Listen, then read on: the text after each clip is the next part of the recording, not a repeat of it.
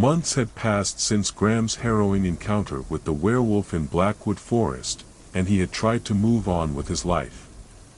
The memories of that fateful night still haunted him, but he buried them deep within himself, convincing himself that he had left the curse behind. In his pursuit of a fresh start, Graham moved to Ravenhill, a quaint town nestled in the rolling hills of the countryside. He found work as a journalist once more, writing stories about the local happenings and folklore.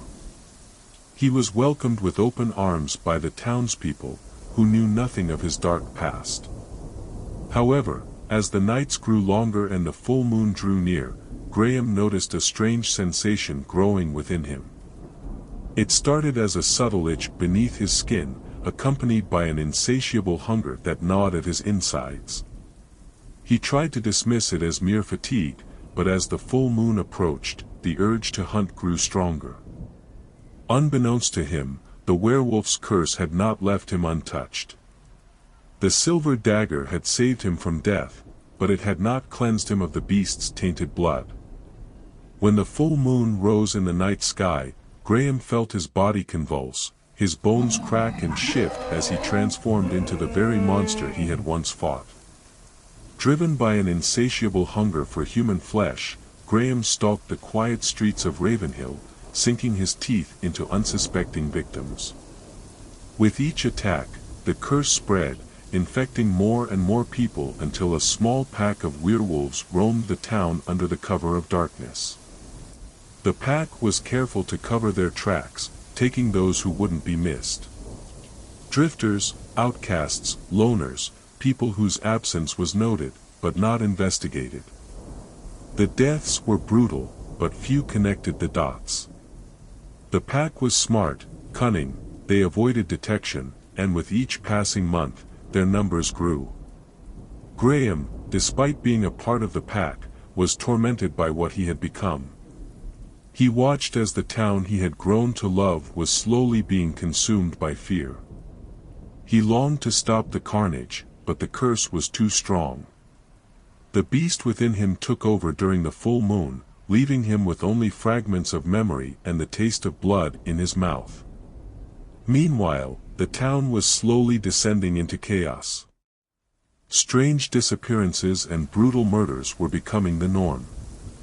The local police force was baffled, unable to find a connection between the victims or any trace of their killer. The town was paralyzed with fear, its once vibrant community now nothing more than whispers and shadows. In the midst of the chaos, a group of hunters arrived in town. Experienced in dealing with supernatural threats, they had heard rumors of the strange happenings in Ravenhill and decided to investigate.